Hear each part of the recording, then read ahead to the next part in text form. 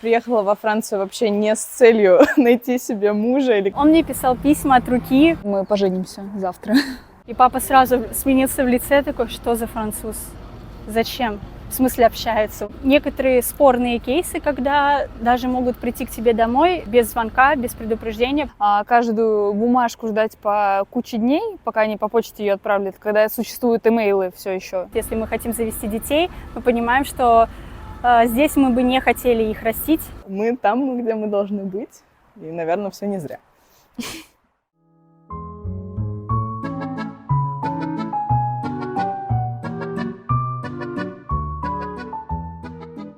У каждого из нас есть та самая знакомая, которая вышла замуж за европейца и теперь во вторник утром постит фото из кафе с видом на Эйфелеву башню. Звучит как мечта, правда? Но за этой картинкой, как правило, скрываются долгие месяцы на расстоянии, квесты с документами и не всегда легкая адаптация. Мы поговорили с 3 девушками, которые переехали во Францию ради своей любви. У каждой из них своя история. У кого-то заключение ПАКС, у кого-то свадьба в Париже, у кого-то совсем неожиданный переезд вслед за мужем. Мы обсудили, как они познакомились со своими мужьями, как отреагировали родители на переезд, было ли сложно искать работу во Франции и чем французские мужчины отличаются от российских. Перед тем, как мы начнем, ставьте лайк, подписывайтесь на наш канал. Ваша поддержка очень важна для нашего проекта. И приятного просмотра!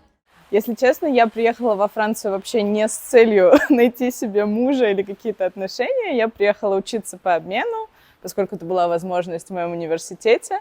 Это был жесткий ковид, полнейший локдаун, и я решила, что либо сейчас, либо никогда, потому что такая возможность выпадает, наверное, раз в жизни, в особенности с точки зрения там, финансирования и каких-то возможностей университета. И, соответственно, в 2021 году я приехала сюда учиться по обмену. Я на тот момент училась в РАНХИКСе на бакалавриате. И поскольку это был достаточно такой закрытый период во Франции, все было достаточно строго, в 6 часов был локдаун, и я решила, что в моем общежитии очень сложно было найти себе друзей, у нас не было какого-то общего пространства.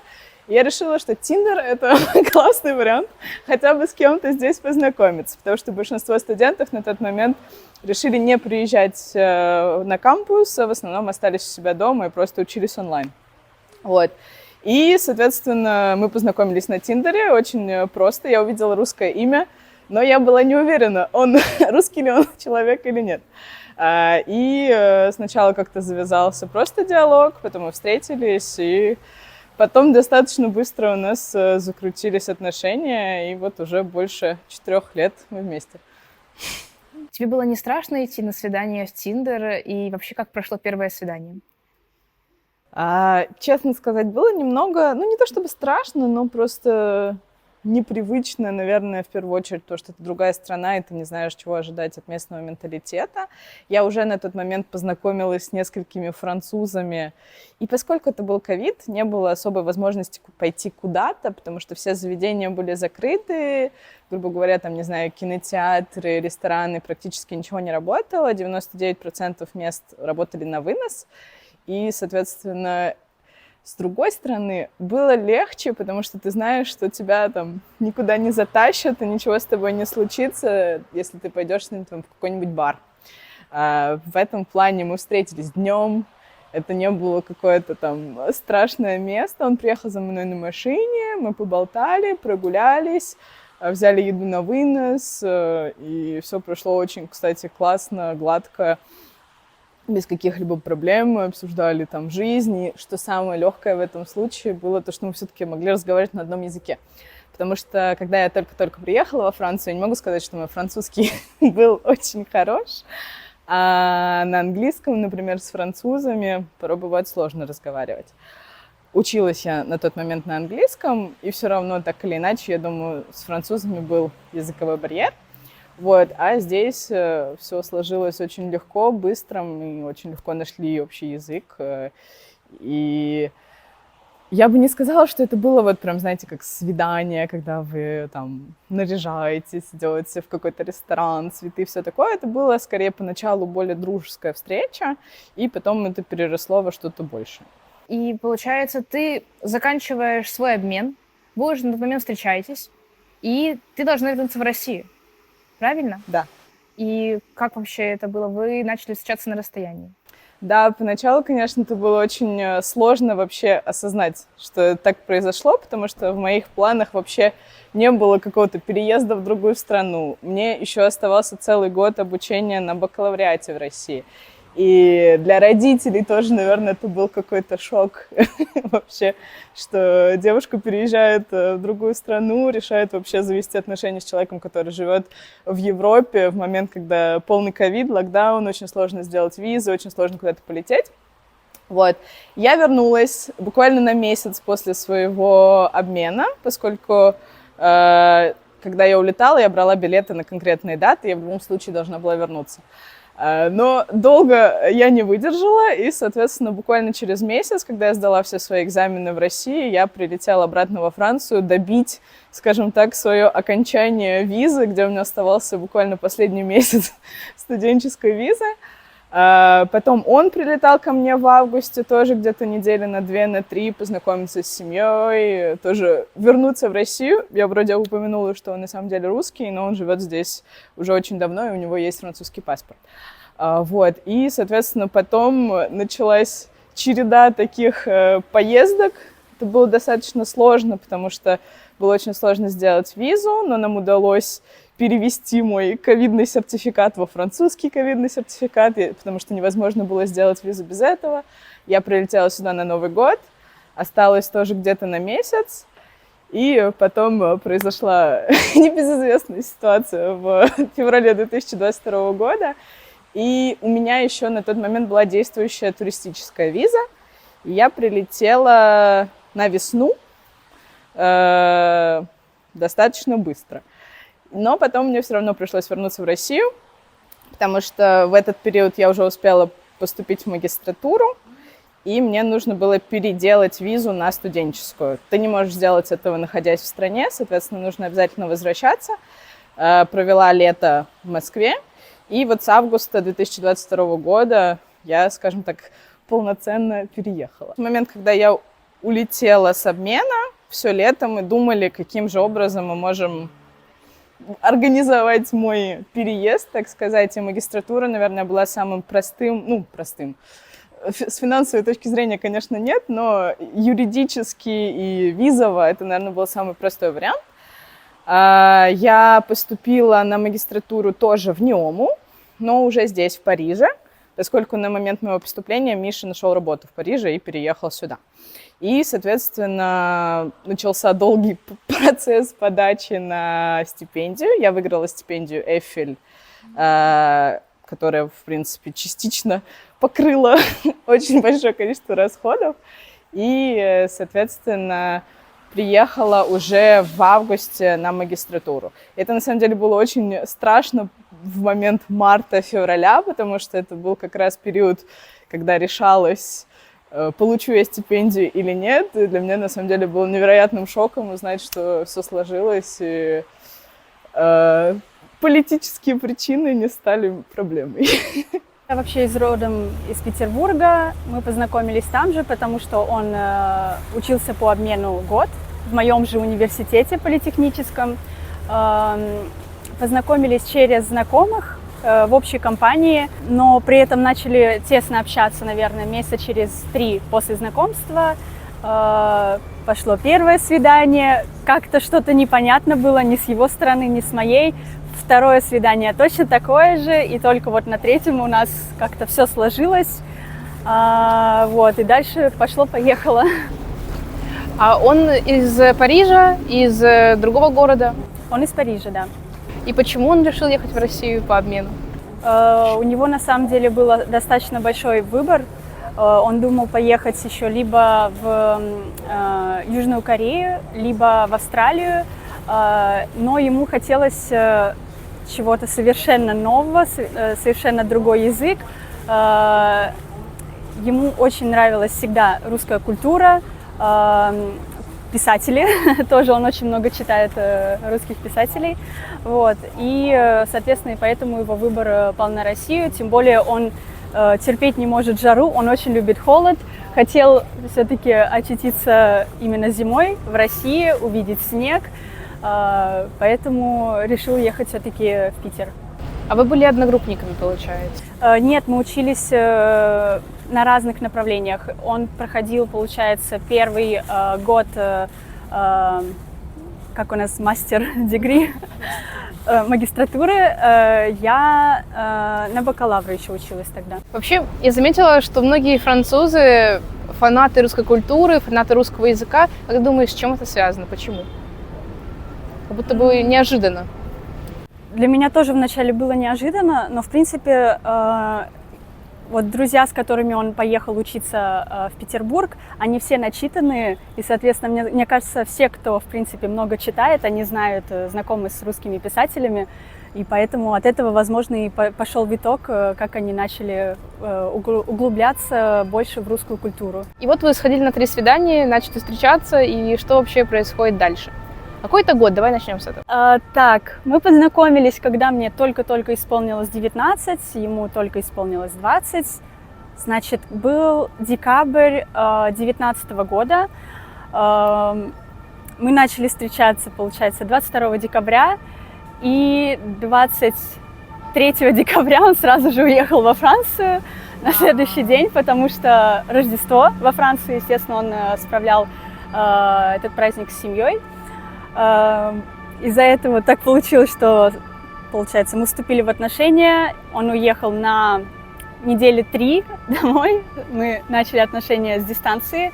При этом было странно общаться только онлайн, но, мне кажется, благодаря этому как раз-таки вот постоянному нашему общению у нас потихоньку начали появляться сильные чувства. Потом, когда он приехал в конце января уже в Питер, мы сходили буквально еще, наверное, на, может, 6 свиданий, и потом уже все. Я помню, что на 14 февраля мы уже признались друг другу в любви, просто потому что вот именно я в тот момент тогда, только тогда поняла, что вот я его люблю, вот именно в тот момент. Очень символично получилось. Он это понял немного раньше, чем я. Вот, и в принципе с этого момента у нас получились такие вот длительные, крепкие отношения. А у него был год по обмену или он должен был уже уезжать в феврале? У него был год, он уехал в конце июня. Получается, в конце мая у него закончилась учеба, он остался еще на месяц, пока у него была виза, чтобы провести время больше со мной. Тогда он уехал на 2 месяца, он должен был поработать. И в сентябре он вернулся обратно в Россию, чтобы со мной встретиться буквально на 2 недели. И вот с этого момента начались наши отношения на расстоянии на, по-моему, 2 года. И мы пережили ковид, ну, получается, почти сразу случился ковид. Вы весь ковид жили на расстоянии? Нам повезло, мы встретились, по-моему, в начале февраля в Финляндии вместе. Тогда 2 недели, у нас был отпуск, и начали поступать вот эти сообщения про ковид. Как раз в тот момент мы уже разъехались по нашим странам, именно тогда закрыли границы, поэтому нам повезло, что мы именно в тот момент встретились. И получается, потом у нас не было возможности увидеться еще 5 или 6 месяцев. И я помню в августе, вот, когда появились только вот первые сообщения, что запускается первый самолет в Турцию, мы сразу же вот прям на первый рейс взяли билеты, хотя я еще тогда ни отпуск не взяла с работы, ничего, но я знала, что если мне отпуск не дадут, я уволюсь. То есть я была готова ради этих отношений сделать такой шаг. Вот, и, соответственно, это длительный, сложный период был во время ковида. Начали постепенно так ссориться, потому что уже недопонимания были. Все время и он, и я дома сидели. Был сложный период, но, к счастью, что мы встретились, и потом все наладилось. Можешь немного рассказать о себе? Что ты делала в России? Как вы встретились с Луи? С Луи мы познакомились в 2022 году на Тиндере. Довольно быстро мы как-то начали общаться, встречаться. Как-то у нас все так очень быстро завертело, закрутилось. И мы еще изначально думали про то, что, может быть, когда-то мы переедем во Францию, не думали, что будет так скоро. А вообще в Москве я училась и учусь в высшей школе экономики на бренд-менеджера в сфере моды. То есть я не дизайнер, а скорее просто про бизнес-историю в сфере моды. Что вообще произошло, на твой взгляд, в мае 2024 года? Потому что Луи, когда рассказывал, был довольно сдержанный в своем выпуске. Расскажи, как это выглядело с твоего вообще вида. Я очень хорошо помню этот день, потому что когда Луи пошел в военкомат, я очень сильно нервничала. И, ну, как бы до этого он ходил в военкомат, и у меня никогда не было такой тревоги, как в тот день, как будто бы я что-то знала, что что-то случится. И он приехал, и, как ни странно, когда он мне сказал о решении военкомата, мы не запаниковали, то есть Луи там что-то лег поспать, я переписывала с подружками, что на следующий день мы увидимся, ну, то есть не было какой-то паники, и только спустя несколько часов как будто пришло какое-то осознание, что нужно что-то делать, и буквально в течение нескольких часов приняли такие судьбоносные решения, как то, что Луи переедет, и то, что мы поженимся завтра. Как это вообще было? Луи сделал тебе предложение? Это было забавно, потому что когда мы шли к метро, чтобы ехать к родителям Луи, мы одновременно подумали о том, что как будто бы происходит какая-то странная история, и на всякий случай для урегулирования всяких юридических вопросов лучше нам узаконить наши отношения. И буквально мы приехали к родителям Луи, об этом сказали, все восприняли эту новость хорошо, радостно, даже в таких обстоятельствах. А на следующее утро я поехала в магазин покупать нам кольца. И Луи на тот момент уже хотел сделать мне предложение и копил деньги на красивое обручальное кольцо, но так все сложилось. В итоге он мне перевел все, что накопил. Я поехала сама, зато сама выбрала себе, зато я полностью довольна. Обратная сторона. Своим помолвочным кольцом. Мы приехали, Луи еще занимался какими-то учебными делами, решал также все вопросы, вот, связанные с переездом. Я собиралась в ЗАГС, мы поехали, не знали, поженит нас в этот день или нет, потому что мы не понимали, достаточно, ну, вот эта повестка — это достаточная причина, чтобы нас поженить в тот же день или нет. В итоге согласились там. Я уже из ЗАГСа всем писала о том, что всем привет, я сегодня выхожу замуж. Все друзья в шоке, родители в шоке. Хорошо, что мама Луи приехала.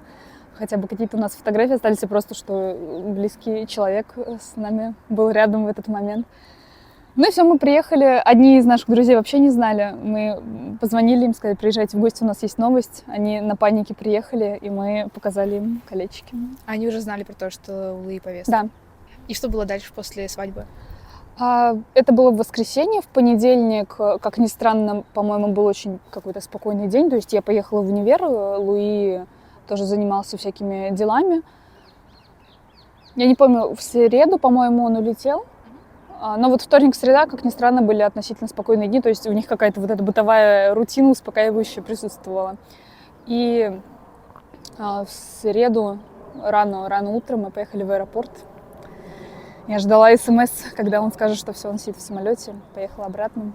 И все. Какой был план дальше после того, как Луи уехал? У нас уже были у обоих куплены билеты во Францию на июль, потому что мы планировали отпуск. Соответственно, Луи сдал свои билеты, они были возвратные. Я как бы их оставила, потому что я знала, что и так я в июле прилечу. Я не меняла фамилию сначала, потому что у меня уже была сделана виза, и я боялась, что не успеют мне ее переделать, и могут быть какие-то проблемы, поэтому, собственно, в день бракосочетания я оставила свою фамилию. После приезда в конце июля, уже когда я из Франции вернулась в Россию, здесь я побыла 2 недели, и у нас был просто отпуск такой. То есть мы ездили в Ниццу, гуляли по Парижу, все было так очень... Такой медовый месяц у нас был. Я меняла все документы. С загранпаспортом, конечно, мне очень потрепали нервы, потому что фамилия Прюдон пишется не совсем так, как она слышится, и из-за этого возникали определенные проблемы с оформлением документов, но все обошлось хорошо. И далее я подавала документы на визу.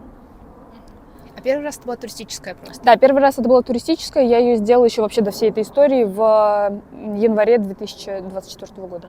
И вот ты сделала паспорт, все готово, но ты еще оставалась в России, правильно понимаю? Да, я еще оставалась в России, так как я делала визу, визу жены уже. И я купила билеты на 22 октября. Но я еще не получила визу, но я была уверена, что там все будет хорошо, потому что я была чиста перед законом. Я как-то вообще по этому поводу не переживала. Я оставалась в России, так как я еще учусь в бакалавриате. Я хотела хотя бы... У нас 4 сессии в год, и я хотела хотя бы одну из сессий сдать осенью, то есть в этот приезд, потому что зимнюю и весеннюю сессию я сдавала и сдаю сейчас здесь. Как вам вообще было 3 месяца на расстоянии? Тяжеловато, но грело душу то, что я и Луи, мы знали, когда я прилечу, уже точные примерно даты, и это очень помогало, особенно когда я уже купила билеты. Все вообще как-то уравновесилось, но мы созванивались, мы вместе смотрели всякие фильмы, сериалы по Зуму, и созванивались, мне кажется, мы раз 10 в день, хотя бы там, может быть, не на час, но на 5 минут просто узнать, кто как. Вот. Но, наверное, мне было легче, чем Луи, потому что у меня были друзья и родители. И в целом я все эти 3 месяца почти что каждый день с кем-то виделась. Сказала, что вы планировали уже переезжать во Францию, но, тем не менее, была ли ты готова переезжать в моменте, в октябре, оставить жизнь в Москве? Когда мы только начали встречаться, в какой-то момент встал вопрос о том, что, может быть, когда-нибудь мы сможем переехать. То есть это все было настолько в далеком будущем, и, конечно, это было очень приятно обсуждать. Тем более я всегда хотела пожить в другой стране какое-то время и попробовать такой экспириенс. И мне это все казалось очень радужным. Потом, когда еще до всей этой истории мы более подробно начали об этом говорить и примерно выстраивать какой-то план на жизнь, в какие примерно даты, года это может быть, меня начало это пугать. Но, опять же, я себя успокаивала, что ой, да ладно, это все еще далеко, это все еще не скоро. А в октябре, точнее, даже не в октябре, в мае, получается, когда стало понятно, что все это неизбежно произойдет уже скоро, уже в течение нескольких месяцев, конечно, было страшно, но стало более страшно, когда я уже сюда переехала. На месте стало очень страшно. У меня было просто очень много какой-то романтизации своей жизни здесь, которая немножко разрушилась, но в целом все хорошо, потому что главное мы вместе. У нас есть крыша над головой, есть что поесть, и довольно неплохо мы здесь живем. В какой момент вы приняли решение подписать ПАКС? И расскажи для всех, что это такое, пожалуйста. ПАКС мы подписали в мае 2022 года, как раз в момент, когда я приехала сюда по туристической визе и начались политические проблемы в нашей стране, поскольку это, наверное, было тоже мера предосторожности, чтобы, если что, я всегда могла сюда вернуться по какому-то семейному формату, если, например, мне не дадут визу студента или что-то пойдет не так с моим образованием. Соответственно, Миша рассказал мне, что это такое. Я до этого не знала, что это существует. ПАКС — это акт гражданской солидарности, такой формат узаконивания взаимоотношений во Франции. И, насколько я знаю, в некоторых других европейских странах он также существует, который позволяет жить вместе, делить налоги, делить траты, существовать в таком более стабильном законном статусе, но при этом процедура подписи и, соответственно, выхода из этого формата более легкая, чем брак. Эта процедура также позволяет узаконивать отношения для более нестандартных пар, скажем так. И, соответственно, для нас это было более быстрым и более легким форматом подстраховки, наверное, я бы сказала, на случай получения других форматов документов. И когда ты переезжала по магистратуре, у вас уже был заключен ПАКС, получается, но ты переезжала все равно по студенческой визе, потому что это была просто более safe option на тот момент, что поддержка, стипендия и так далее. Правильно? Да, 100%, поскольку на визу жены или на какую-то семейную визу на тот момент нужно было собирать гораздо больше документов, и студенческий статус во Франции дает тебе гораздо больше привилегий с точки зрения налогов, с точки зрения работы, с точки зрения каких-то социальных выплат.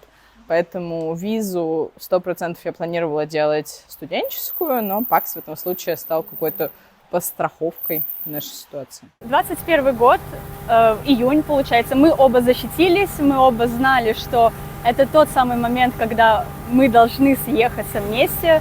Все-таки уже надоела дистанция между нами. Мы полетели в июле в Дубай. Там он мне сделал предложение руки и сердца. Вот эта история. Поэтому потом мы встретились еще дополнительно в августе. То есть каждый месяц летом мы встречались, поэтому лето было суперским для нас. Потом я напомню, что ковид продолжался, поэтому получить визу было сложно. Соответственно, на французскую визу я тогда податься не могла. По-моему, один из единственных шенгенов, который выдавался, это был греческий. Соответственно, я подалась на греческую визу. И в октябре я собрала все вещи и переехала во Францию, хотя тоже было очень сложно. Меня с Греции не пускали во Францию.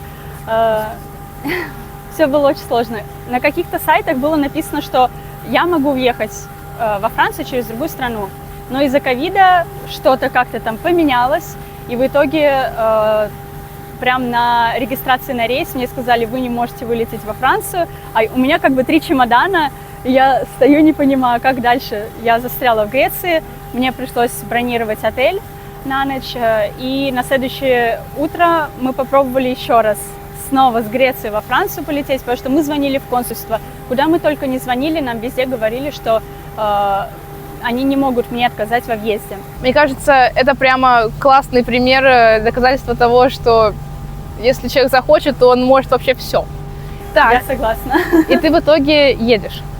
Нет, в итоге на следующий день на тот же рейс меня не пустили снова. Я пишу мужу, что так-то и так-то, я снова застряла, что делать. Он увидел, что есть рейс в Германию, во Франкфурт. Он сказал, чтобы я подошла на стойку регистрации, спросила, можно ли отправиться как бы туда. Они проверили по базе, сказали, проблем никаких нет. Мы в тот же вечер покупаем билет, но на следующее утро, потому что билетов на сегодня уже не было. И на следующий день я, получается, вылетела во Франкфурт. Там тоже на границе спрашивали, куда вы дальше едете, потому что в Германию тоже нельзя было въехать. Я сказала, что еду в Люксембург, у меня были там куплены билеты сразу, но на деле меня просто встретил на машине мой муж и уже забрал меня наконец-то во Францию. Все закончилось. Это октябрь 21-го? Да. Соответственно, приехала я во Францию по туристической визе.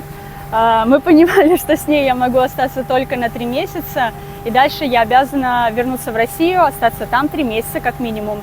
Мы в декабре заключили ПАКС, потому что мы читали, что он дает потом вид на жительство. Но мы не подумали, что вид на жительство дается через год, и, соответственно, этот вариант не прокатил. Можешь объяснить немножко? Я думала, что типа сразу у тебя есть легальное право нахождения во Франции. Нет.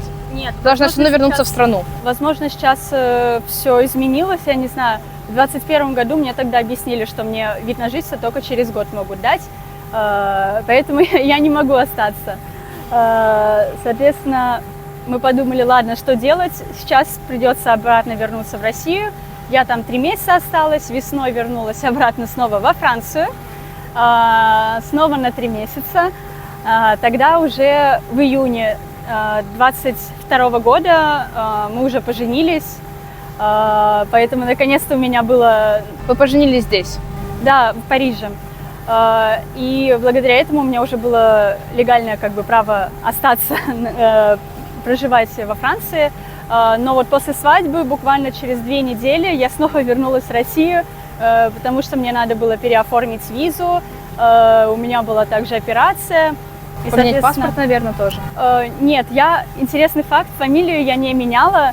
Я всю жизнь считала, что Я родилась с этой фамилией, она часть меня, часть моей личности. Я не понимаю, почему я должна менять фамилию. Я понимаю позиции других девушек, что как бы это одна семья, теперь нужно находиться под одной фамилией, но меня все равно этот вариант никогда не устраивал. Тем более, тоже момент один такой, мама меня действительно уговаривала, чтобы я поменяла фамилию. Она говорила, что вот у нее подруга в Швейцарии живет, что она не может вывести детей из страны, потому что разные фамилии и так далее. Вот этими доводами пыталась уговорить. Но в итоге я потом почитала, узнала, что есть такое понятие, как nom d'usage. Соответственно, ты вышел замуж, и ты можешь не менять в паспорте фамилию, но при этом легально использовать фамилию мужа во всех документах, везде. То есть на медстраховке у меня фамилия мужа стоит, куда-то я записываюсь, всегда использую фамилию мужа. То есть это все официально разрешено. Просто вот я влетаю в Россию, в другие страны, я остаюсь со своей девичьей фамилией, поэтому меня этот вариант очень устраивал, потому что, опять-таки, во Франции все равно мне хотелось иметь французскую фамилию. У тебя была прямо французская свадьба? Или это была просто роспись, или как? Я бы сказала, что не было такого, что это французская или русская свадьба. У нас была роспись, и потом мы отмечали свадьбу, у нас было 30 гостей. При этом моей стороны, к сожалению, вообще никого не было. Тогда, опять-таки, я продолжу, что был ковид еще. Тогда началась война в тот момент, и было очень сложно попасть, не было прямых рейсов. Все это было очень дорого, поэтому я сказала родителям, что ничего страшного, не жертвуйте, это очень большая трата привезти всю семью сюда, не стоит. Лучше вот будет онлайн-трансляция, я понимаю, что это не одно и то же, но тем не менее лучше так, чем тратить миллионное состояние, как бы. Вот, поэтому мы, получается, пригласили только французов. У меня было 3 девочки русские, с которыми я была знакома. Поправка, 1 русская, 2 с Беларуси девочки. Вот. Была роспись мэрии, все как положено. Не было такого, что какие-то были русские традиции, либо французские традиции. Мы решили, что мы сделаем все именно так, как хотелось бы нам. То есть не было такого, что вот первый танец. Мы договорились изначально, если у нас будет настроение, вот выйти, нам не хотелось, чтобы просто все смотрели. Если будет настроение, мы выйдем, мы потанцуем, покайфуем. Действительно, вот просто сделаем то, что именно хочется нам. Вообще есть какая-то особенность у французской свадьбы?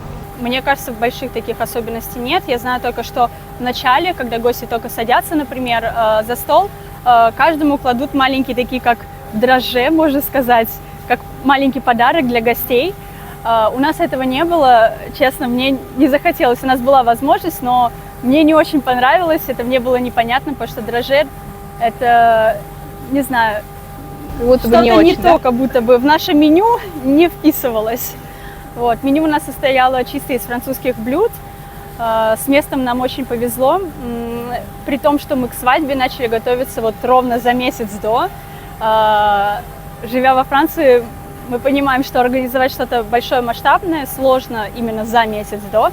Все площадки были заняты, каких-то мы звали, например, фокусников, музыкантов звали. Во многих местах как бы все забронировано было заранее, поэтому было сложно. Но за месяц справились, мы довольны результатом. Ну и, наверное, немножко про документы хочу спросить. Получается, у тебя были туристические визы, потом вы поженились, у тебя сейчас семейная виза? Да, у меня вид на жительство, да. Нужно ли его обновлять, с какой периодичностью и что насчет гражданства? В начале, когда мы только, получается, поженились, я должна была вернуться обратно в Россию, податься на визу, которая выдается на год. Эта виза считается эквивалентом ВНЖ, вида на жительство. После года ты подаешь запрос, при этом ты проходишь курсы различные, они обязательные. У тебя должен быть как минимум уровень, если не ошибаюсь, уже не очень помню, как минимум уровень А1 или А2 французского. Ты сдаешь тест, если он у тебя есть, ты освобожден от курсов. Но есть обязательные курсы CIVIC. Там 4 занятия, получается.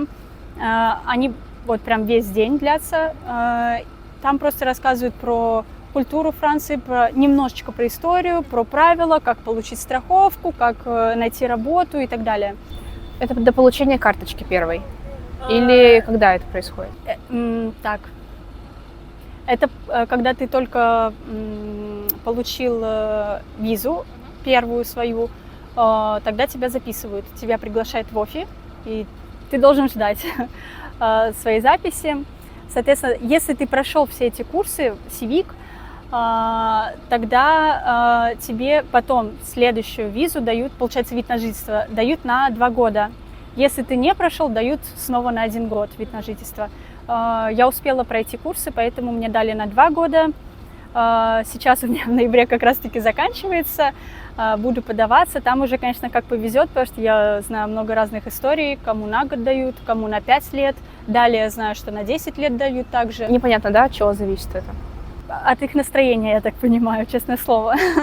Там очень сложно, конечно, весь этот процесс очень долго длится, бесконечные звонки, бесконечные походы в офис. Все это очень сложно. Вот. Получается, я 3 года уже замужем.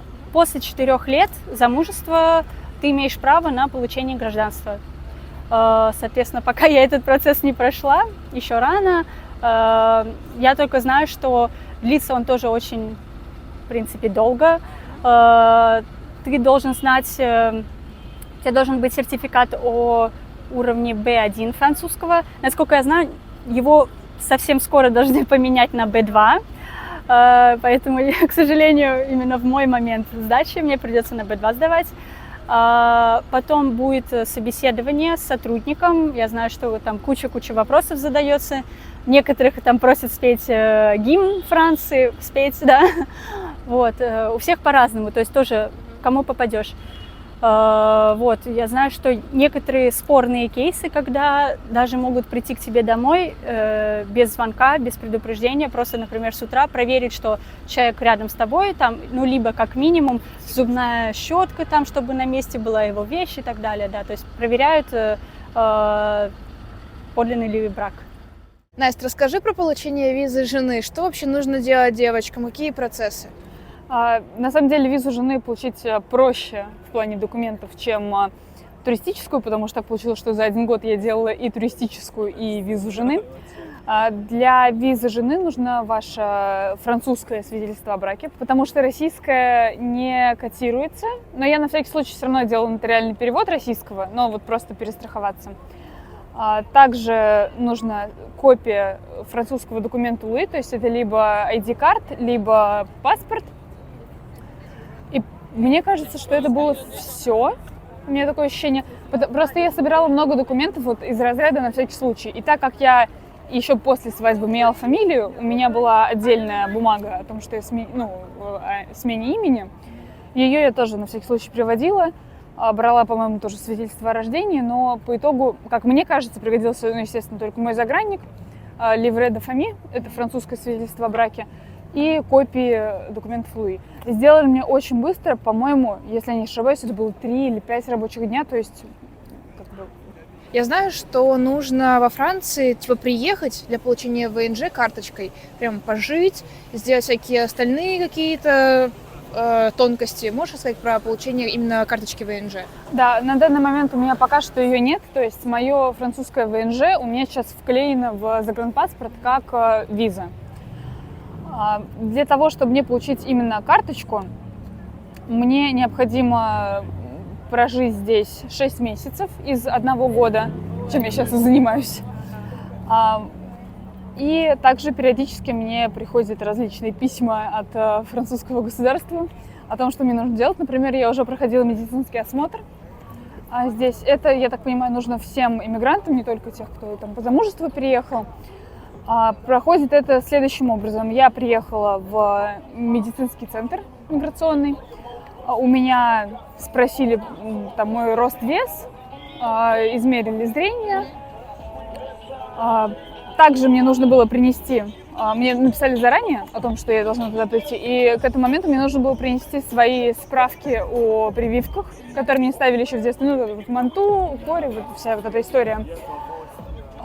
Мы подняли архивы еще в моем родном городе, но все вот это сделали, перевели. И флюорографию тоже я здесь сделала, так как это необходимо было принести. Также, что интересно, мне дали тест на психическое расстройство. Там были различные вопросы касательно и расстройств пищевого поведения, и шизофрения, в общем, абсолютно все. И что немаловажно, мне его дали на русском языке. То есть, как я поняла, у них прям есть бланки с одинаковым тестом, просто на разных языках, для того, чтобы не было никаких недопониманий. То есть, ну, понятно, английский, французский. Я видела там один из арабских языков, ну, то есть вариантов, не знаю точно, и русский язык. А когда тебе нужно получать карточку в ВНЖ? Вот как раз за 2 месяца до того, как у меня закончится мое нынешнее ВНЖ, мне нужно будет прийти в мэрию, по-моему. А сейчас у тебя виза на год? Да, сейчас у меня ВНЖ годовое. После того, как он у меня закончится, и я получу карточку ВНЖ, я так понимаю, что она будет действовать 2 или 3 года, после чего я уже могу податься на гражданство. Когда мы готовились к нашей свадьбе, у нас, в принципе, было много трудностей. Получается, мне тогда было 22 года, ему 23. Для французов это очень рано. Здесь женятся, я не знаю, ну, как минимум после 28, как минимум. Ему только 23 года, соответственно, когда узнали друзья, для них всех это был шок. В принципе, было несколько неприятных моментов. Например, когда мы за неделю до свадьбы ходили выбирать букет невесты, мы пришли с мужем, рассказали, что хотим, и потом нас мужчина-консультант спрашивает: а это букет для подруги, кому вы идете на свадьбу? Ну, обычно спрашивают просто: опишите там человек маленького роста, большого, чтобы посмотреть, букет большой или нет сделать. Мы говорим, что нет, это для меня. Он говорит: то есть это вы вот женитесь? Мы говорим: ну да. Он говорит, обращается вот к мужу: почему вы завязываете веревку на шее? Конечно, у нас шок, что мы пришли счастливые выбирать букет, а нам здесь такое говорят. Травмированный человек. Да, мы тогда ничего не ответили, естественно, но просто были в шоке. Потом пришли домой, естественно, у нас вот эта злость накипела, все, непонимание. И вот несколько моментов таких было, когда, опять-таки, например, муж ходил постричься, говорил, что мне на свадьбу, пожалуйста, надо что-то хорошее, красивое сделать, аккуратно все. То же самое, у всех шок всегда, всегда первая реакция. Сейчас как бы нам уже, вот мне 25, ему 26, сейчас уже люди немножко спокойнее к этому относятся, что я замужем, что он женат, но тем не менее у многих вызывает это вопросы, что а почему так рано, а зачем? И в этом плане я никогда не понимала, почему есть какие-то возрастные ограничения. Сказали, что можно официально как бы разрешено после 18 жениться, выходить замуж, да, и почему тогда у людей все равно это возникают такие вот вопросы. Мне кажется, если ты встретил своего человека и ты уверен в нем, ты видишь свое будущее с ним, почему ты должен вот откладывать, вместе решать, что вот давай вот 30 нам будет, вот тогда. Я не вижу в этом никакого смысла. Если вы оба готовы, почему бы и нет? Кстати, а вот проверяли, что у вас фиктивный или нефиктивный брак в процессе получения визы первой? В процессе получения визы нет, но когда я ходила в консульство в Москве, чтобы получить livret de famille, то есть французское свидетельство о браке, у меня было интервью с консулом. Оно проходило довольно в френдли таком формате, то есть просто спрашивали, как мы познакомились, знакомы ли там наши родители, живем ли мы вместе, ну, в общем, какие-то такие вопросы. Я думаю, что они больше смотрели не на фактические ответы, а на мою реакцию. Просто, насколько я знаю, иногда спрашивают вообще типа скрины переписок, чеки подарков. Слушай, я такого не слышала. Как минимум для визы невесты что-то вот такое я слышала. Может быть, не во Франции, но где-то в других странах. Ну, короче, там какие-то странные штуки совсем. Но, насколько я знаю, мне нужно будет, по-моему, возможно, как раз-таки мне нужно будет предоставить это за 2 месяца до окончания этой визы, что у нас совместное, что мы живем по одному адресу. То есть какие-то совместные там, выписки, чеки, что-то такое. ПАКС довольно нетипичная история для россиян. А как твоя семья отреагировала на то, что ты заключаешь ПАКС с французом?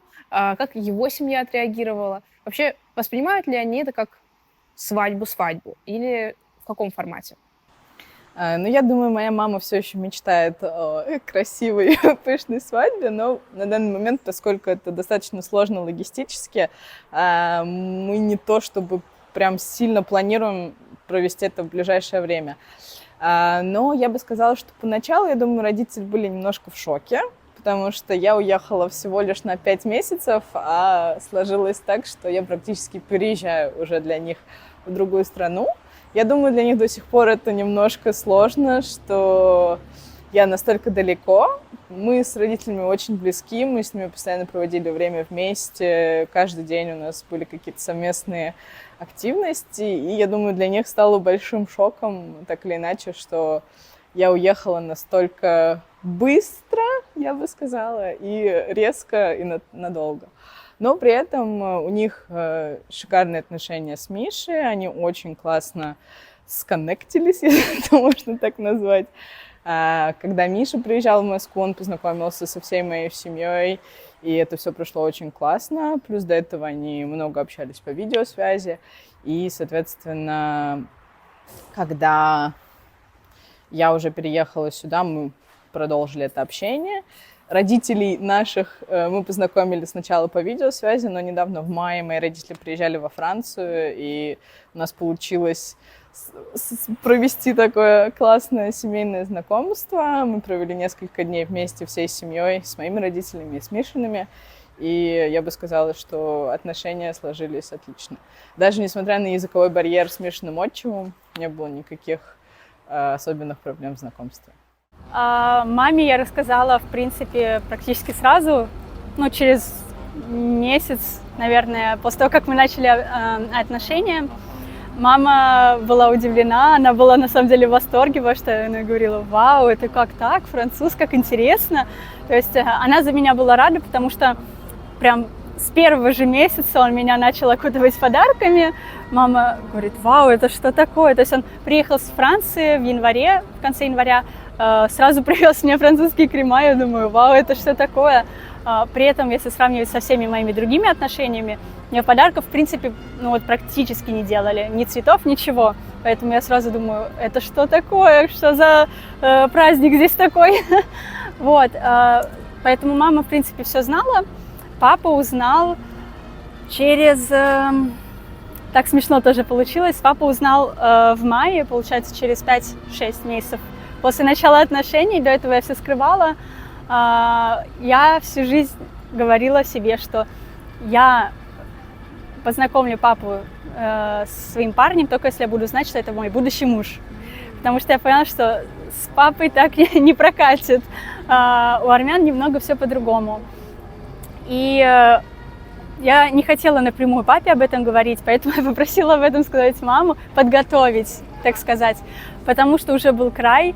Мне мама рассказала, что папа хотел меня познакомить с каким-то другим армянином. Мне это вообще не надо было. Я когда узнала, я была вообще в гневе. Как так, что за знакомство мы... Да какой вообще век сейчас? Сводничество. Погнали. Да. А у меня уже француз, который я люблю. И, соответственно, даже не русский. Как об этом папе сказать, я не очень понимала. И решила, что будет проще, если это сделает мама, потихонечку так. И я помню, она мне рассказала, что это все началось, они ехали в машине, снова зашел разговор про этого армянского парня, и он говорит: слушай, так получилось, Алина сейчас общается с французом одним. И папа сразу сменился в лице, такой: что за француз?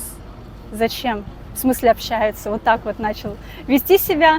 Мама в тот день больше ничего не сказала.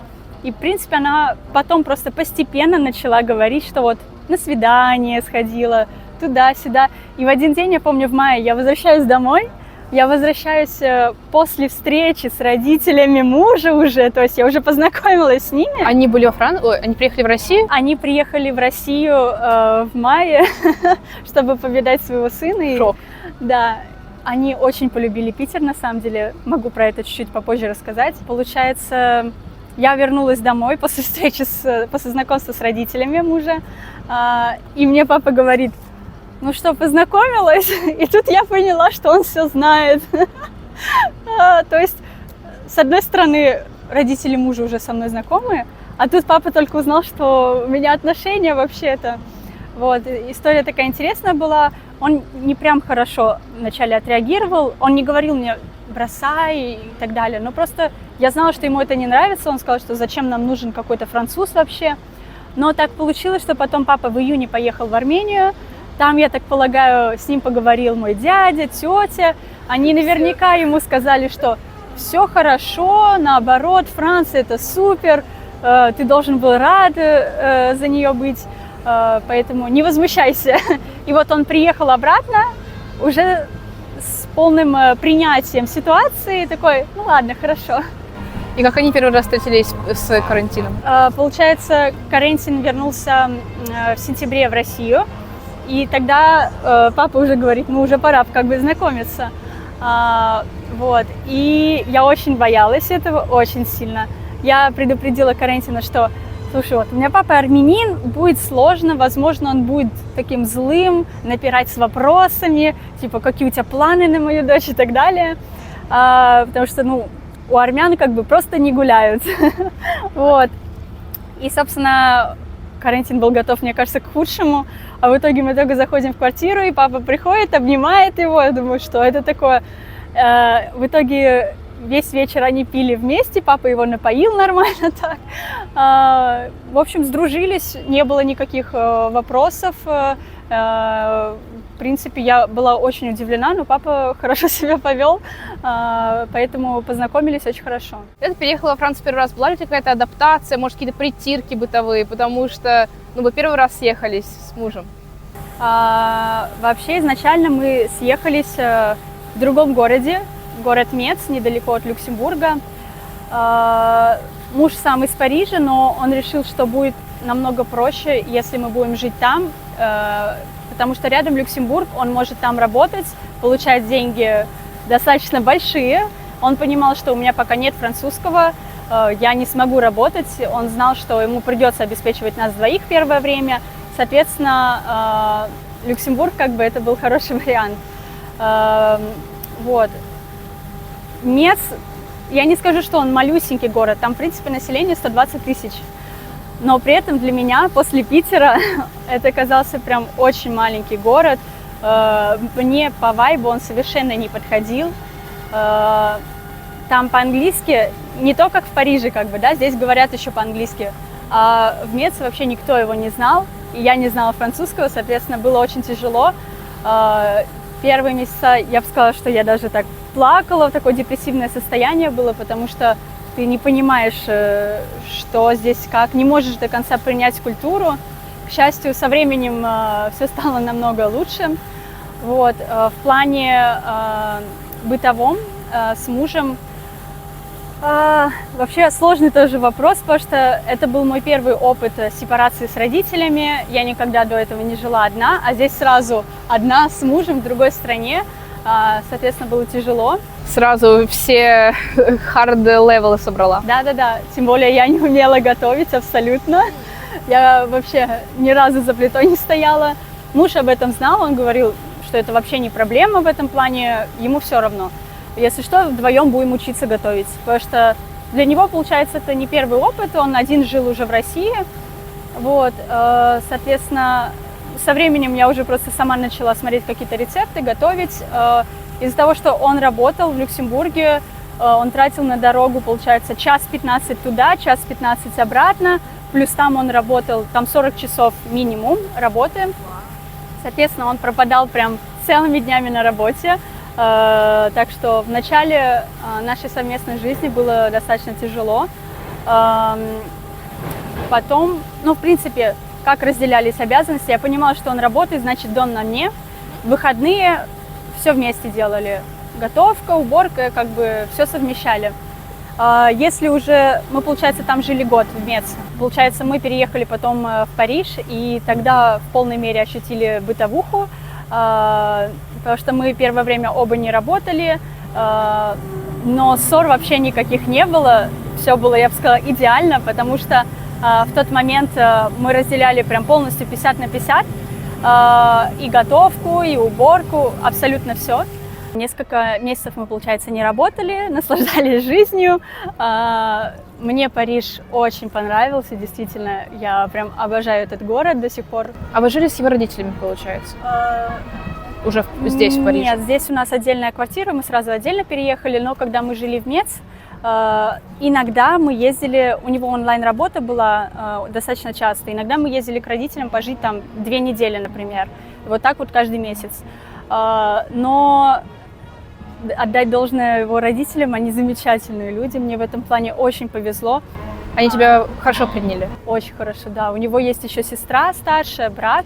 С братом мы, там долгая история, мы познакомились позже, но вот именно когда жили с родителями, я вообще себя не чувствовала одиноко или как-то некомфортно.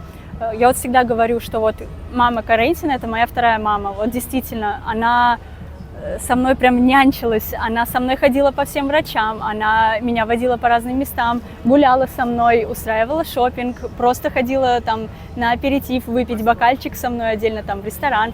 То есть благодаря ей вот она была вот моей второй мамой. Поэтому в этом плане отношения с родителями мужа суперские. А по поводу того, что вот мы переехали отдельно, пару месяцев наслаждались жизнью, гуляли, ходили по музеям, и потом в целом в один момент мы оба нашли работу.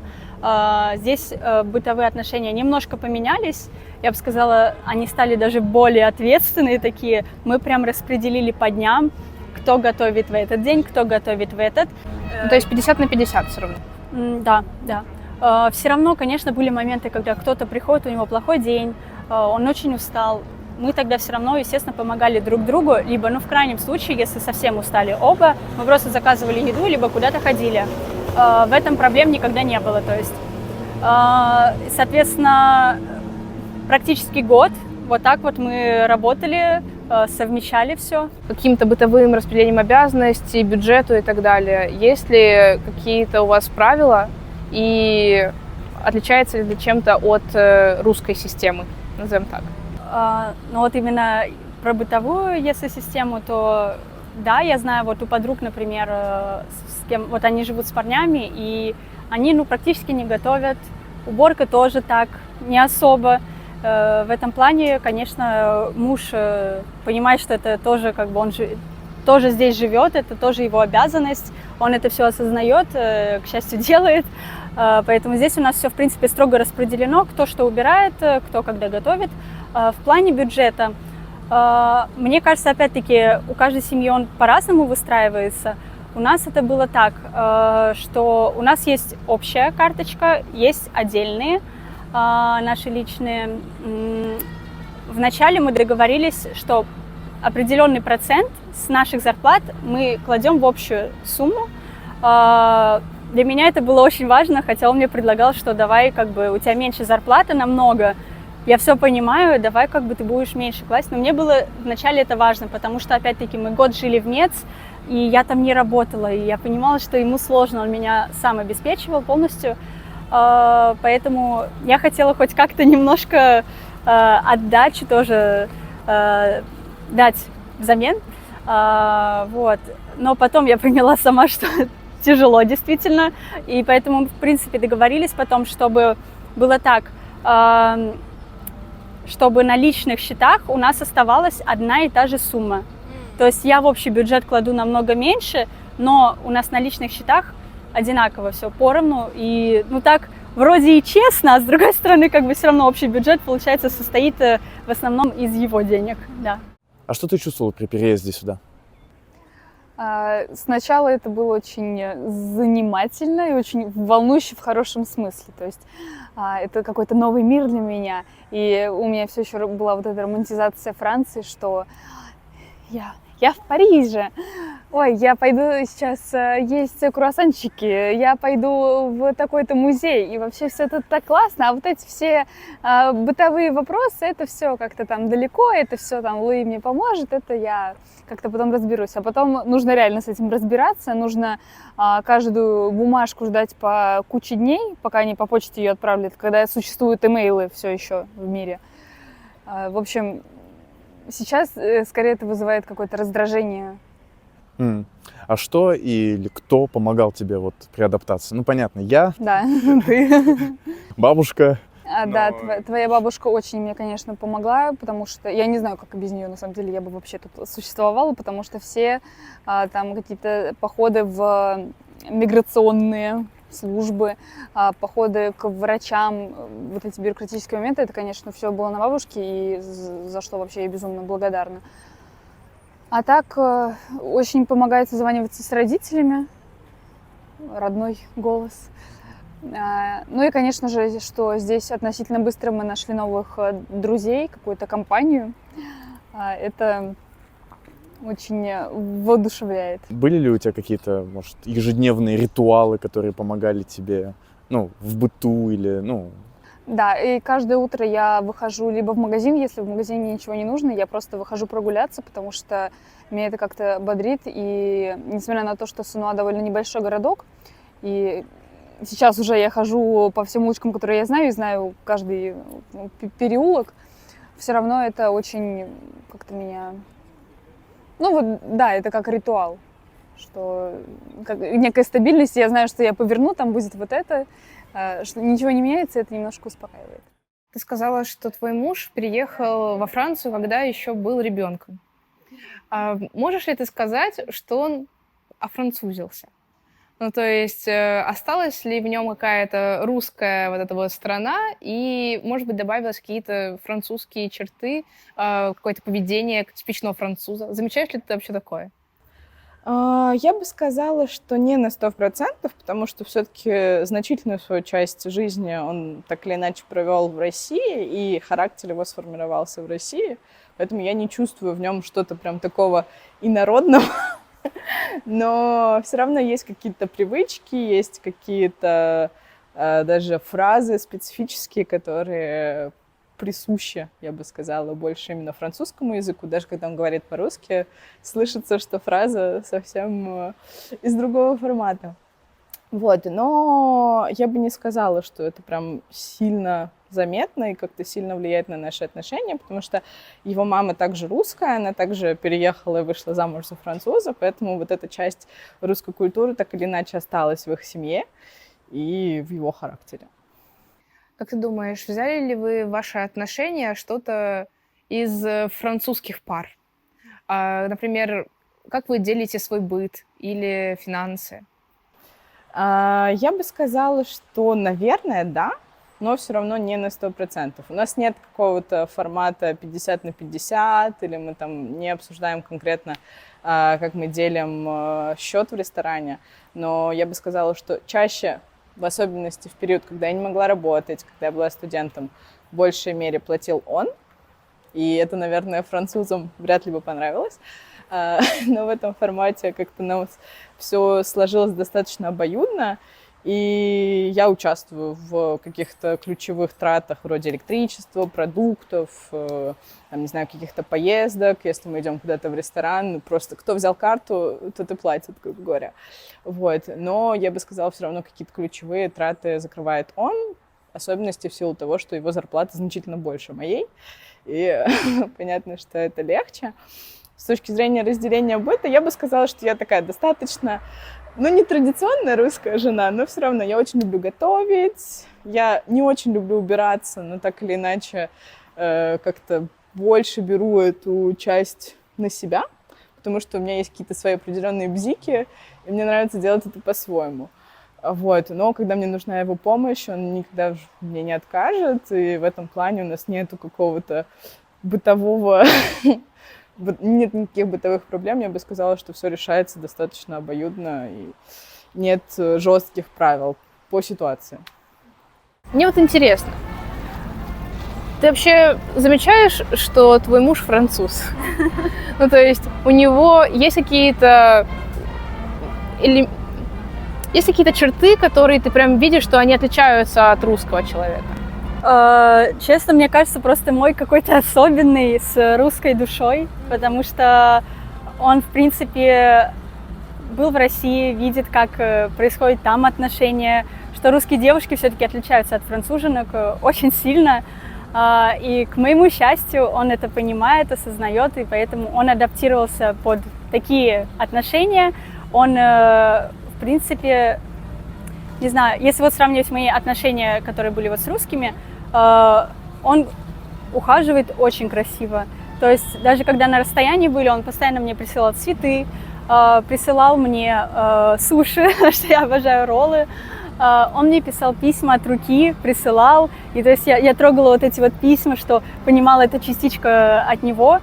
В этом плане, да, он очень романтичный. Не знаю, все ли французы такие, но вот мне с ним повезло, он такой. В этом есть вот большое отличие, конечно, от русских. Но при этом вот мы с ним общаемся на английском, я бы сказала, наверное, 70%. И при этом еще где-то вот 15 французский, 15% русский. Потому что Он говорит по-русски? у него, в принципе, уровень А2, Б1 по-русски, поэтому, например, с моей семьей он общается по-русски, с моими друзьями, вот со всеми. Поэтому отношения иногда бывают такие достаточно смешные, когда мы общаемся, и вот я забыла, например, на английском и на французском слово, я говорю ему по-русски, он все понимает. И мы вот в повседневной жизни общаемся, и мы уже сразу используем какие-то там русские слова, например, потому что по-английски просто не знаем, по-французски тоже непонятно. И вот у нас такой микс получается очень интересный.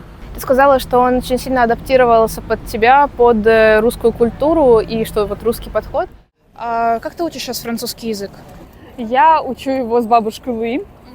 Это очень помогает на самом деле, потому что она не говорит по-русски.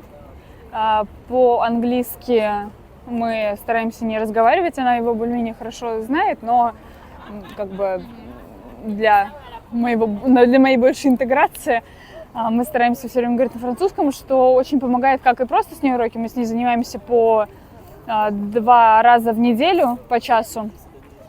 Это именно грамматика. Ну и просто мы с ней разговариваем, и я занимаюсь дуолинго. На самом деле дуолинго мне очень помогает в плане вокабуляра. Это прекрасная вещь. То есть, как мне кажется, все-таки грамматику и постановку речи на дуолинго не выучишь, но в плане языкового... Именно наполнение такого языка. В плане вокабуляра это очень-очень помогает. Мне очень помогло, мне кажется, с листенингом и тоже со словами. Прямо vocabulary сильно вырос. Да.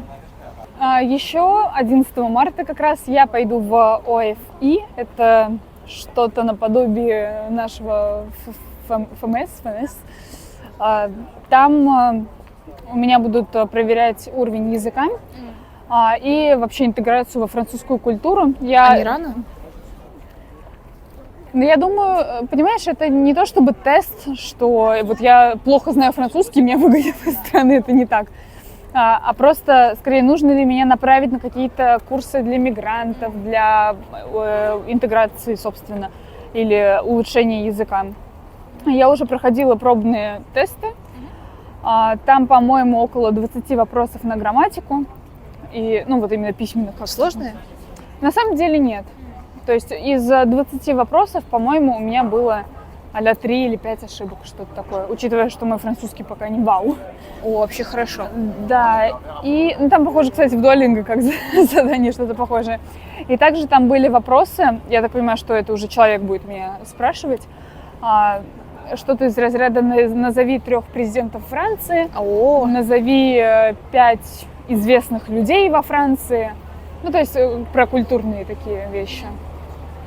Так что вот 11 марта пойду, будут меня тестировать. Отлично. Я не знала, что есть так настолько типа поддержка и могут предложить что-то. Насколько я понимаю, да. А если бы не Миша и ваша история, ты бы рассматривала Францию для переезда и получения магистратуры? Честно говоря, нет. И, наверное, 100% я бы не осталась здесь жить. Я, если честно, так и не очаровалась Парижем и Францией за все эти 4 года, проведенные здесь, поскольку есть много именно житейских моментов, которые меня не до конца удовлетворяют, что ли, я бы сказала так. Но при этом в этом есть, наверное, какой-то свой шарм, какая-то своя особенность саморазвития, потому что так или иначе со всеми проблемами ты преодолеваешь все эти препятствия и пытаешься построить какой-то свой классный быт. Я, на самом деле, когда поступала на магистратуру, поступала на нее на английском и вообще очень боялась, что я не впишусь в этот мир. Я плохо говорила на французском, я боялась, что я не смогу выжить в этой культуре, но уже прошло несколько лет, и все не так уж плохо. Я научилась говорить на французском, у меня есть французские друзья, так или иначе я привыкаю постепенно к этой культуре, но есть все равно какие-то свои сложности. Вот. А при поступлении даже на программу обмена, я бы сказала, это было скорее случай, потому что я учила французский на бакалавриате, но я планировала поехать с подругой в Испанию. Подруга в итоге отказалась от этой идеи, и для меня проще было тоже в определенном смысле по закрытию предметов ехать во французский вуз. И в итоге все сложилось так, как мы уже пошутили, наверное, судьба, но мы там, где мы должны быть, и, наверное, все не зря. Было ли тяжело тебе найти работу после окончания магистратуры здесь? Помог ли тебе как-то ПАКС, может быть, с этим и так далее? Конечно, по поводу обучения наша программа проходила уже второй год, то есть М2, это второй год магистратуры, на который ты можешь поступить, если у тебя уже есть 4 года обучения. В чем специфика, наверное, российского образования? Наш бакалавр заканчивается на 4-м году обучения, во Франции же они заканчивают лисанс на 3-м. И, соответственно, они чаще всего получают 2 года магистратуры здесь. Мои же 4 года засчитались как мастер 1, и, соответственно, поступала я уже сразу на 2-й год магистратуры. Специфика 2-го года в том, что чаще всего твоя программа длится 9 месяцев, если это бизнес-образование, и последующие 6 месяцев ты проходишь стажировку, желательно по специальности. Я проходила стажировку по специальности, я работала в компании Marionnaud, занималась операционным маркетингом, в основном с аптечными брендами. Это было очень интересно, и я бы очень хотела, на самом деле, там остаться на тот момент, но, к сожалению, зная французский рынок, бюджетов на продолжение работы стажеров чаще всего у них нет, и, соответственно, на полноценный контракт после стажировки мне остаться не удалось. Но при этом я думала, что есть возможность, например, продолжить альтернанс или найти какое-то новое обучение. Это оказалось тоже гораздо сложнее, потому что на момент, когда ты меняешь свой статус на поиск работы, у тебя отпадают все твои привилегии студента, и продолжать обучение во Франции ты больше не можешь. Тебе нужно заново получать студенческую визу. Но как быстро ты нашла работу после выпуска из магистратуры? Это тоже было достаточно сложно. В течение, наверное, практически 1 года я подавалась на все возможные варианты, использовала все техники создания резюме и прочее. На самом деле, для меня это был большой шок, потому что по первому образованию я HR. И я думала, что я знаю, как это работает, поиск работы. Это легко. Но оказалось, что в Европе это все не так, как мы представляем. И проблема, наверное, того, что 90% откликов сейчас происходит онлайн, в том, что все компании завалены кандидатами, и они просто не видят реальных людей. Либо нужно действительно извращаться и создавать какие-то невероятные резюме, невероятные кейсы и каким-то волшебным образом отправлять это лично к человеку, либо нужно знать этих людей вживую. И это оказалось достаточно сложно, потому что даже если вы просто посмотрите LinkedIn или сайты компании, вы увидите, что 80% вакансий требуют как минимум 5-8 лет опыта. Чаще всего они не ищут джунов, потому что все вакансии закрываются стажерами и альтернантами, что очень классно для студентов, но что очень плохо для людей, которые заканчивают вуз и потом не могут найти работу. И я прекрасно понимаю, что это не моя проблема как русского иммигранта или, там, не знаю, иностранца в любом случае, потому что мои друзья французы, люди, которых я вижу в социальных сетях, у них абсолютно точно такие же проблемы. И я так понимаю, что это сейчас как бы стабильная проблема на рынке не только Франции, но и Европы в целом. Поэтому это оказалось очень сложно. Работу я нашла частично по специальности. Я работаю в люксе, но в продажах. На данный момент это стало как бы такой возможностью. Я работаю в бутике Maison Margiela. Это очень интересно, но порой все равно ты чувствуешь, что недостаточно самореализовываешься. И, конечно, осознавая то, через что пришлось пройти ради этого образования, кажется, что, может быть, ты не на своем месте. Но я прекрасно понимаю, что это только этап, это только период, и надеюсь, что через какое-то время получится найти что-то более интересное и более соответствующее моим желаниям. Как вообще искала работу, учитывая, что бакалавриат, что виза жены, что без французского? Вообще, как? Я искала вначале работу в Люксембурге, потому что там говорят на нескольких языках, в том числе на английском. Но, к сожалению, у меня это сделать не получилось. Потом, когда я переехала в Париж, стало намного проще. Я не скажу, что у меня был уже какой-то высокий уровень французского хороший, но разговорный приемлемый был, в принципе. Опять-таки, у меня был очень хороший английский. Я понимала, что все равно без идеального французского меня не возьмут в какой-нибудь, например, офис, потому что, опять-таки, я закончила учебу по специальности международный менеджмент. Здесь я понимала, что мне ничего не светит без французского, потому что даже сами французы имеют огромные проблемы найти работу. Поэтому у меня была такая позиция: мне все равно, какая работа, хоть уборщицей, хоть кем. Главное, чтобы найти какую-то работу, выходить из дома, заводить знакомства какие-то. Соответственно, пошел процесс, наконец-таки, собеседований. Собеседовалась я в магазине одежды. У меня был выбор. Я в итоге выбрала Uniqlo. Больше всего понравился этот магазин.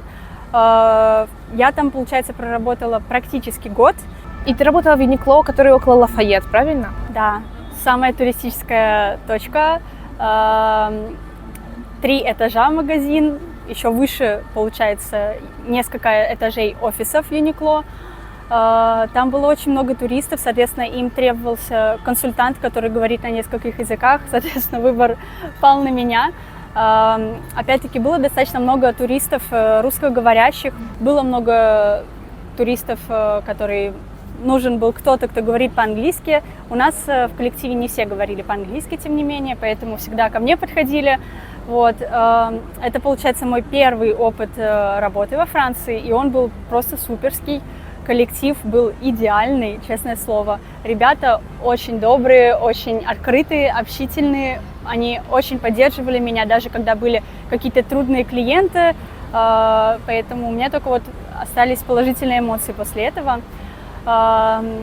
И, соответственно, муж француз, и даже у него были трудности найти работу. Он работает в сфере финансов, поэтому, к счастью, он нашел в один и тот же момент, что и я.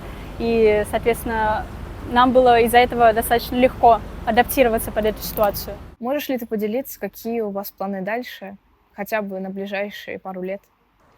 Я бы сказала, наверное, строить карьеру. И с моей стороны, и с Мишиной сейчас такая более новая глава, наверное, в нашей жизни, поскольку он недавно сменил работу, и я, соответственно, тоже работаю в новой компании для меня, так или иначе, профессия более новая. Я бы хотела продолжить в ней развиваться и в дальнейшем, наверное, найти что-то более интересное, но пока это было бы интересно развиваться в моде. По поводу локализации я бы сказала, что на данный период мы планируем остаться здесь. но дальше посмотрим. Не могу сказать ничего конкретного, как сложится жизнь, потому что последние 5 лет для меня все меняется настолько быстро и настолько неожиданно, что планировать оказывается очень сложно.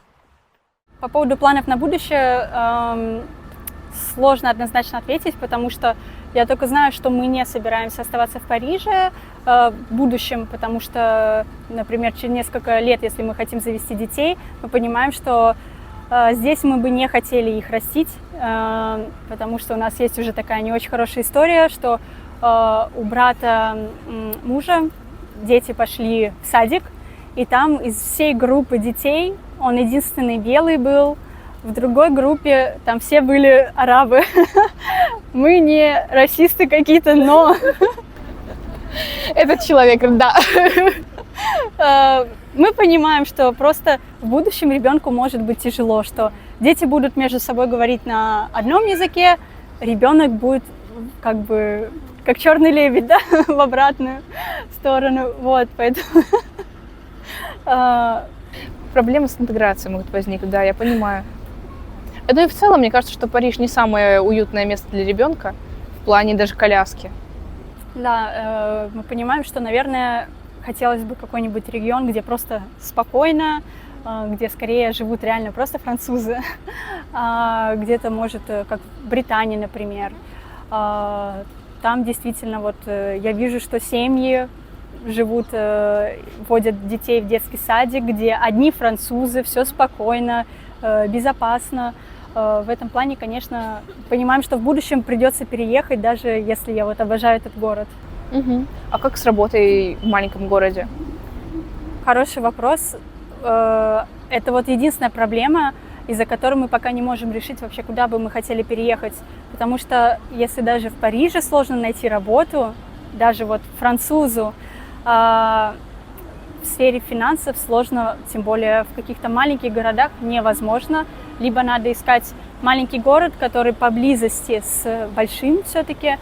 Но опять-таки, даже вот если рассматривать тот же Лион, который опять-таки очень большой город, даже там мы смотрели предложения, их очень мало, поэтому, возможно, сделаем так, что Карентин сможет договориться на работе, на онлайн-работу, и мы тогда переедем, потому что, например, опять-таки брат мужа, он живет в Британии, он устроился в Париж, но он работает как бы дистанционно. Возможно, это было бы хорошим решением для нас. Хочешь ли ты строить карьеру во Франции? Или это вообще не приоритет сейчас? Честно, для меня, наверное, приоритет это все-таки выучить нормально французский. Я понимаю, что без хорошего знания языка здесь ты не устроишься никуда.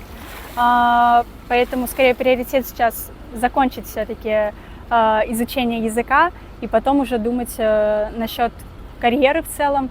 Опять-таки, я не тот человек, что стремится очень сильно вот проявить себя, что вот мне нужна там работа где-то в офисе, я буду начальницей. Нет, мне просто хотелось бы найти работу, которая мне нравится, в которой мне удобно, комфортно. Вот как, например, было в Uniqlo, чтобы просто был хороший позитивный вайб с коллегами, чтобы просто, знаешь, как выходить, получать какие-то деньги, да, не супер большие, но чтобы как бы была такая вот деятельность моя. Что насчет дальнейшей жизни в целом? Ты сказала про гражданство. Хочешь ли ты получать здесь образование, работать? Насчет магистратуры здесь я пока не уверена. Я немножко устала, честно говоря, учиться в бакалавриате. Хочется попробовать поработать, но я не знаю, насколько мне здесь будет возможно работа полноценная. Поэтому хотя бы стажировку, конечно, хочется, чтобы... Ну, как бы я считаю, так должно быть в моей, по крайней мере, жизни, что я закончу бакалавриат, я несколько лет поработаю, посмотрю, что мне на практике уже более интересно, на каком месте я себя уже конкретно вижу, и тогда уже получать магистратуру по какой-то более узкой специальности. Вот как-то так я, наверное, планирую. Может быть, не магистратуру, но какие-то дополнительные образовательные курсы или альтернанс. Мне, конечно, нужно будет побольше поизучать про это, но, как я понимаю, это программа, которая позволяет получить а-ля магистратуру или второе высшее, что-то такое, и при этом работать, если я правильно понимаю. Вот это, конечно, наверное, было бы для меня идеальный вариант. И хотели бы тебя спросить в конце, есть ли какой-то совет для девушек, и которые решили строить отношения с человеком из-за границы? Вообще, что делать, как не бояться пойти по этому пути, я не знаю. Ну, наверное, самое главное — это стараться так или иначе не потерять себя и не уйти в эти отношения с головой, и помнить, что все-таки вы тоже личность, и у вас тоже есть какой-то культурный, психологический, образовательный бэкграунд, потому что, наверное, это самое сложное в другой стране. Ты стараешься подстроиться под ту ситуацию, которая складывается, и порой не успеваешь делать то, что важно для тебя. Также, наверное, важно перевести все документы заранее, поставить все апостили и подготовить все возможные бумажки, выписки, справки. Это вам обязательно пригодится. И, наверное, если вы уже идете в какую-то более сложную ситуацию с точки зрения там, получения документов, я бы 100% советовала, если есть возможность, обращаться к каким-то юристам, агентам, которые помогут это сделать за вас, потому что это невероятно все-таки сложная бюрократическая волокита, которая порой доводит до серьезных психологических проблем. Ладно, это, наверное, я преувеличиваю, но так или иначе, я уверена, что даже иностранцы, приехавшие в Россию, сталкиваются с абсолютно такими же проблемами, но нужно стараться как-то минимизировать эти риски и постараться подготовиться заранее, найти эту информацию, чтобы быть готовой в момент, когда это уже станет актуальным. Совет, да, скорее, если вы не знаете французский язык, пожалуйста, учите, это очень важно не только для вашей комфортной жизни во Франции, но также для ваших комфортных отношений с вашим мужем. Мне кажется, очень важно все равно знать, чтобы и партнер знал ваш язык, и вы знали язык партнера. Также мой совет, просто не бойтесь культурной разницы. Мне кажется, что все, в принципе, приходит со временем, ко всему можно адаптироваться. Поэтому, мне кажется, ради любви можно чем-то все равно пожертвовать.